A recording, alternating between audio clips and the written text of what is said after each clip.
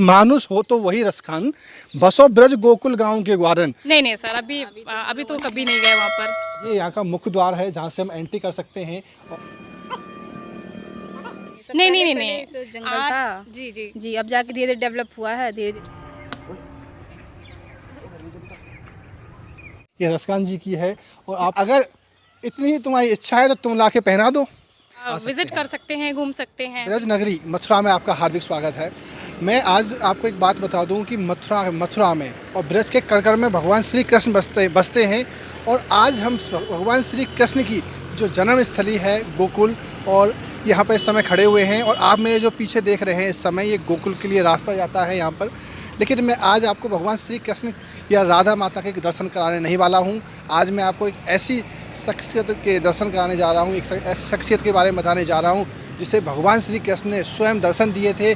आज हम उन्हीं की समाधि में चल रहे हैं और मैं आपको बता दूँ, ये है श्री रसखान जी की समाधि। आप पीछे देख रहे हैं, यहाँ से करीब 3 किलोमीटर की दूरी पर श्री रसखान जी की समाधि है और हम इसी रास्ते से अभी चल रहे हैं। चलिए लेके आपको चलता हूँ। मित्रों, अभी हम उस स्थान पर पहुँच चुके हैं जहाँ की मैं आपको बता रहा था कि एक ऐसे शख्स के दर्शन कराने जा रहा हूँ मैं आज आपको, जो भगवान श्री कृष्ण के अनंत भक्त थे। आज मैं आपको बता दूं कि उनका नाम था श्री रसखान जी। और श्री मैं इसलिए कह रहा हूं कि वो एक ऐसे भक्त थे भगवान श्री कृष्ण के जिन्होंने साक्षात दर्शन पाए थे उनके। और श्री रसखान जी एक कवि थे, इन्होंने काफ़ी सारे पद लिखे हैं, काफ़ी दोहे हैं उनके, लेकिन लोग इनके सब चीज़ों के बारे में जानते हैं। लेकिन एक बात मैं आपको बता दूं कि ये अनंत भक्त होने के साथ साथ में ये हिंदू धर्म से बिलोंग नहीं करते थे, ये एक मुस्लिम धर्म से बिलोंग करते थे। लेकिन मुस्लिम धर्म के होने के बावजूद भी वो भगवान श्री कृष्ण के अनंत भक्त थे। आइए मैं आपको एक ऐसी पावन स्थली के दर्शन कराता हूँ जो भगवान श्री कृष्ण से उनकी यादें जुड़ी हुई हैं। और आप ये पीछे मेरे देख रहे हैं, यहाँ पर लिखा हुआ है रसखान की समाधि। ये यहाँ का मुख्य द्वार है जहाँ से हम एंट्री कर सकते हैं। और जो स्थली है उसके भी मैं आपको दर्शन कराऊंगा और अंदर मैं आपको लेकर चलता हूँ कि किस तरीके से ये बना हुआ है।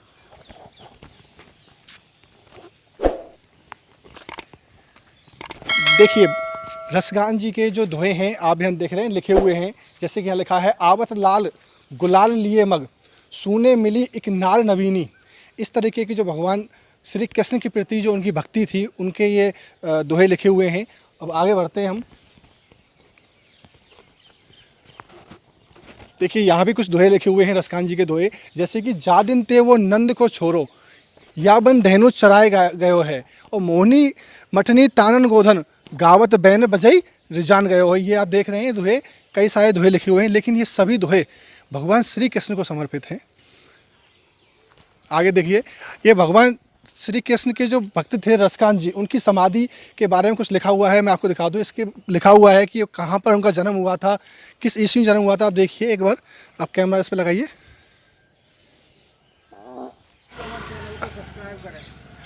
आइए, जैसे ही हम आगे बढ़ रहे हैं तो यहाँ पर भी कुछ दोहे लिखे हुए हैं, ये भी मैं आपको दिखवा दूं। देखिए, यहाँ लिखा हुआ है, बैन वही उनको गुन गाई, ओ कान वही उन बैन सो रानी, और हाथ वही उन गात सरे, और अरूपाई वही जू उन अजुजानी। इस प्रकार के जो दोहे लिखे हुए हैं, इन सब का जो उद्देश्य है वो भगवान श्री कृष्ण की भक्ति के लिए ही है। आगे हम बढ़ रहे हैं और देखिए, इस जगह का जो निर्माण किया गया है, जीर्णोद्धार किया गया है, वो अभी उत्तर प्रदेश सरकार द्वारा किया गया है। आप देख रहे हैं, अभी इसका रिसेंटली ही जीर्णोद्धार किया गया है। और ये आपको जो बिल्डिंग दिखाई दे रही है, यहाँ पर कुछ बैठने और रहने की व्यवस्था है, जो संत लोग यहाँ पर रहते हैं। यहाँ भी कुछ दोहे हैं। देखिए, ये है, याग लखुटी अरु कमरिया पर, राज तिहुपुर को ताजी डारो, और आठों सिद्ध नव निध को सुख, नंद की गाय चराए बिसारो।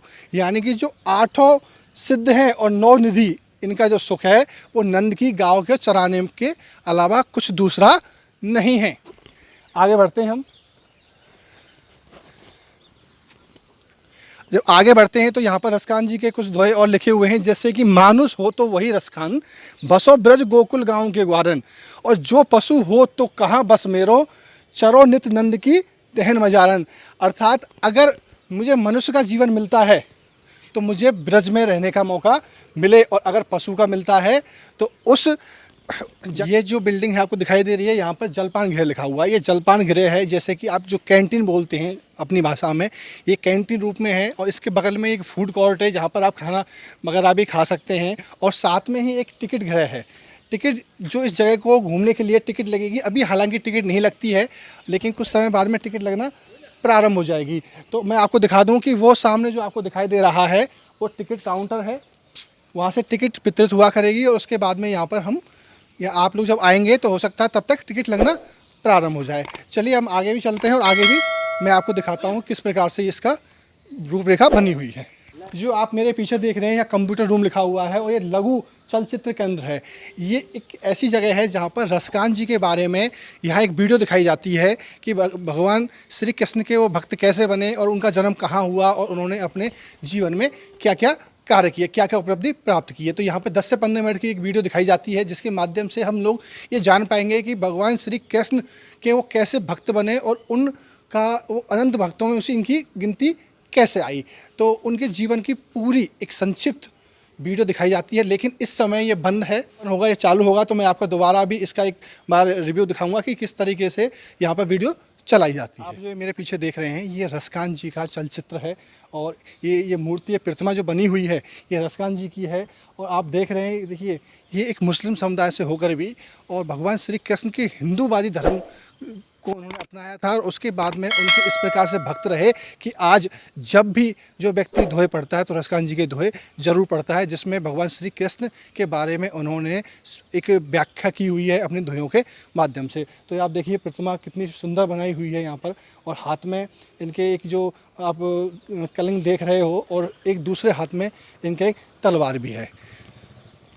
अभी हम जैसे ही इसमें आगे बढ़ते हैं इस प्रांगण में, तो बढ़ने पर हमें एक जगह दिखाई देती है। ये जो जगह है ये एक ओपन थिएटर टाइप में कह सकते हैं इस चीज़ को। यहाँ पर जो प्रोग्राम वगैरह होते हैं, यहाँ देखिए ये जो चबूतरा बना हुआ है, ये चबूतरा पर कोई भी एक सांस्कृतिक प्रोग्राम वगैरह हम यहाँ पर कर सकते हैं। वहाँ पर जो श्रद्धालु हैं, जो ऑडियंस है, वो बैठ के देख सकती है। और देखिए इसमें 2 साइड से आपके स्टेयर हैं, दोनों तरफ से जा सकते हैं। और ऊपर जो है उसमें लाइटिंग वगैरह का भी काफ़ी अच्छा रसकांत जी की समाधि पर है। और यहाँ पर कुछ लोग घूमने आए हैं, वैसे कुछ लोग बाहर से भी आते हैं, कुछ लोकल भी घूमने आते हैं, लेकिन यहाँ पर जो स्थानीय लोगों से ही यहाँ पर जो लोग घूमने आए हैं इनसे हम जानेंगे कि यहाँ पर रसकांत समाधि के बारे में क्या जानते हैं और इस जगह पर ये क्या लगातार पहले आते रहे हैं या फर्स्ट टाइम आए हैं। आपका शुभ नाम क्या है? मेरा नाम रश्मि है। रश्मि है। तो आप यहाँ लोकल निवासी हैं या बाहर से आए हुए हैं? वैसे तो मैं यहाँ पे 8 साल से रह रही हूँ, पर हम लोग बाहर से आए हुए हैं एक्चुअली में। कहाँ के रहने वाले? मैं मध्य प्रदेश से हूँ। अच्छा। जी हाँ। तो अभी 8 साल से आप यहीं ब्रज में यहीं रह रही हैं? जी जी जी। 8 साल गोकुल में? गोकुल में रह रही हूँ सर मैं। अच्छा अच्छा जी। तो अभी आप यहाँ घूमने आए हुए हैं, तो इसके बारे में आपको कैसे पता चला? एक्चुअली मैं जब स्टार्टिंग में मैं 8 साल पहले यहाँ पे आई थी, हस्बैंड मेरे जॉब करते हैं, तो स्टार्टिंग में मुझे पता चला कि रमण रेती जो है टेंपल बहुत अच्छा जाना माना मतलब मथुरा का है। तो ऐसा लगा कि यहाँ पता चला लोगों से कि यहाँ पे एक रसकांत समाधि है और रसकांत जो बहुत बड़े कवि माने जाते हैं, हमारे हिंदी साहित्य में बहुत बड़ा उनका स्थान है, योगदान भी है। तो अब थोड़ा सा जब ऐसा सुनने में आया कि हाँ वो इसी जगह पर है, तो तब से हम लोग आने लगे और स्टार्टिंग से लेके अभी तक मतलब पहले से काफ़ी डेवलपमेंट हो चुका है यहाँ पर। जब आप फर्स्ट टाइम आए थे तो क्या ये सब चीज़ें यहाँ पे थी जो अभी इस समय हैं? नहीं जंगल था। जी जी जी, अब जाके धीरे धीरे डेवलप हुआ है, धीरे धीरे जैसे योगी सरकार आई है तब से। अच्छा, तो समाधि के आपने लगातार दर्शन आप करते आ रहे हैं यहाँ पर? जी जी जी जी जी हम लोग तो आते रहते हैं, हम लोग आते गोकुल के ही हैं। अच्छा अच्छा जी। अच्छा, दूसरी चीज़, एक चीज़ यहाँ पर जो इस तरह का वातावरण है और ये रात के समय तो यहाँ लाइट वगैरह की व्यवस्था रहती है या नहीं रहती है? आपको पता होगा यहाँ पर लोग हैं। वैसे स्टार्टिंग में तो सर यहाँ पर ऐसा लाइट वगैरह की व्यवस्था नहीं थी और ये जो पूरा जो आप पीछे देख रहे हैं चारों तरफ, तो यहाँ पे जंगल काफ़ी था। तो अब पहले लोग ज़्यादा आना, जैसे नाइट के टाइम पे तो वैसे लोग आते नहीं थे, दिन में शायद आते होंगे और रात के टाइम पे शायद आने में भी डरते होंगे क्योंकि ये जो एरिया है तो जंगल सा थोड़ा ज़्यादा था, सुनसान था। लेकिन अभी जो है चारों तरफ डेवलपमेंट हो रहा है, बिल्डिंग्स बन रही है, कैंटीन वगैरह जैसे बनाई जा रही है, तो उस वजह से ये एरिया काफ़ी अच्छा लगने लगा है। तो जो अब जैसे आते घूमने वाले आते हैं, टूरिस्ट आते हैं, तो उन्हें भी अच्छा लगता है। और अब तो आप देख सकते हैं कि लाइट वगैरह की व्यवस्था हो चुकी है, तो रात में ये सारी चीज़ें बहुत अच्छी लगती हैं। जी, तो अभी अगर हम बात करें तो जो लोग घूमने आना चाहते हैं तो वो किसी भी टाइम यहाँ पर आ सकते हैं, किसी प्रकार की कोई बात नहीं रही यहाँ पर। नाइट में 8 o'clock तक मतलब विजिट कर सकते हैं, घूम सकते हैं, बिल्कुल। अच्छा, यहाँ पर एक कंप्यूटर रूम है जहाँ पर कि रसकांत जी की एक वीडियो दिखाई जाती है, तो क्या आपने वीडियो देखी है? नहीं सर, अभी तो कभी नहीं गए वहाँ पर। अच्छा, इससे पहले स्थानीय लोगों से पता चला कि यहाँ पर चलती थी, लेकिन कुछ समय से बंद है अभी। अच्छा अच्छा अच्छा। ठीक है, लेकिन जो टिकट घर वगैरह भी बना हुआ है तो ऐसा ये अभी कुछ टाइम पहले, कुछ महीने पहले ही पूरा ये कंप्लीट हुआ है। और टिकट घर जैसे अभी हम लोग अंदर कभी एंट्री हम लोगों ने कभी ली नहीं है एक्चुअली में, लेकिन बाहर का जो डेवलपमेंट हुआ है वो बहुत अच्छा हुआ है। जैसे ये सारी चीज़ें ये जो बनाए गए हैं ये वॉल वगैरह, तो ये बहुत अच्छा है यहाँ पर। दूसरी चीज़ एक ये भी है कि यहाँ पर एक ताज बीबी की भी एक समाधि है, आपने जी, देखी जी। है वो आपने? नहीं, ताज बीबी का तो मुझे पता नहीं था, लेकिन रशखान समाधि, रशखान जी के बारे में काफ़ी सुना था, पढ़ा था, जी। तो यहाँ पर आते रहते कभी कभी। ठीक है, बहुत अच्छा लगा आपसे मिलके। अच्छा, आप भी कुछ इनके बारे में कुछ कहना चाहेंगी? मैं तो फिलहाल नहीं हूँ यहाँ पे, मैं 4-6 महीने से रह रही हूँ। अभी कहाँ रहती हैं आप? मैं यूपी से ही हूँ, गोरखपुर से। अच्छा, गोरखपुर में रहती जी, हैं हाँ। आप। अच्छा, तो अभी आप यहाँ घूमने आए हैं? नहीं, घूमने मेरे हस्बैंड जॉब करते हैं ना यहाँ अच्छा, पे। मथुरा में ही? हाँ, गोकुल में ही। अच्छा जी हाँ। अच्छा, तो इस वजह से आप यहाँ पे आए हैं। हाँ, मैं चलो, बहुत अच्छा लगा आपसे जानकर बात करके, और आप लगातार यहाँ पे आते रहिए और ब्रज भी घूमिए साथ साथ में। Thank you very much sir. जैसा कि यहाँ पर इन लोगों ने बताया कि किस तरीके से यहाँ पर पहले कुछ नहीं था और अभी इसका जीर्णोद्धार हुआ है, और उसके बाद में लोग आने लगे हैं और यहाँ की जो महानता बढ़ती जा रही है। तो मेरा भी आपसे निवेदन है कि आप भी यहाँ आएँ और इन अनंत भगवान श्री कृष्ण के अनंत भक्त की समाधि के दर्शन अवश्य। अभी हम उस समाधि की तरफ बढ़ रहे हैं जिसके बारे में अब तक मैं लगातार वीडियो में आपको बताने जा रहा हूँ। अब देखिए, ये जो रास्ता जाता है यहाँ से, बस कुछ ही दूरी पर समाधि है जो आप मेरे पीछे देख रहे हैं, ये समाधि है, और मैं इसकी तरफ बढ़ चुका हूँ और आप मेरे साथ अब बने रहिए और आगे चलते हैं और मैं आपको दिखाता हूँ समाधि का। देखिए, यहाँ पर काफ़ी हरियाली भी है साथ साथ में, और रसखान जी की समाधि के बारे में लगातार यहाँ लिखा हुआ है, कई जगह पर लिखा हुआ है। जैसे कि एक छोटी सी चीज़ बता देता हूँ कि यहाँ भक्त के भेष में जो घूमते थे, और 252 वैष्णव की वार्ता में वो भक्त कवि रसखान जी हैं, और जिनके अनुसार रसखान गोस्वामी विट्ठल नाथ जी की कृपा पात्र सेवक हुए। अच्छा, एक बात मैं आपको बताना भूल गया, लेकिन मैं आपको अभी बता देता हूँ उस चीज़ को कि भगवान श्री कृष्ण के दर्शन करना हर किसी के बस का काम नहीं है, लेकिन उनको एक बात ज़रूर बताई थी कि जब वो ब्रज में आए थे कि आप बिना गुरु के भगवान के दर्शन नहीं कर सकते। तो उन्होंने एक ब्रज में आकर के एक गुरु बनाए थे, उनका नाम था विट्ठल लाल जी। उन गुरु के माध्यम से ही उन्होंने उनके दर्शन किए। चलिए, अब हम बढ़ चुके हैं समाधि की तरफ। फाइनली अभी हम आ चुके हैं रसखान जी की समाधि पर, और देखिए, अब मैं आपको रसखान जी की समाधि के दर्शन कराने जा रहा हूँ। ये आप देख रहे हैं, ये रसखान जी की समाधि है। यहाँ पर रसखान जी की समाधि बनी हुई है। ये एक ऐसे महान पुरुष थे जिनका वर्णन आपको संसार की किसी भी हिंदी साहित्य की जो बुक है उसमें ज़रूर मिलेगा।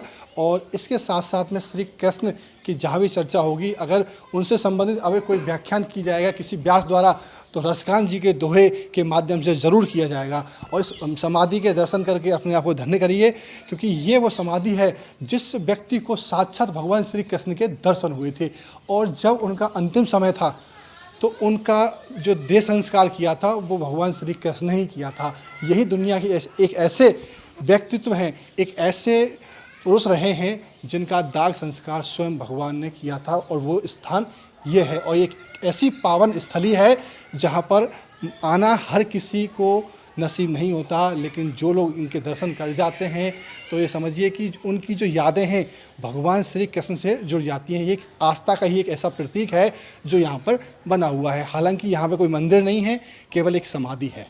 ठीक है, अभी आपने दर्शन करे, और अगर ये दर्शन और ये वीडियो आपको अच्छी लगी है तो इस वीडियो को आप अपने दोस्तों के साथ शेयर अवश्य करें।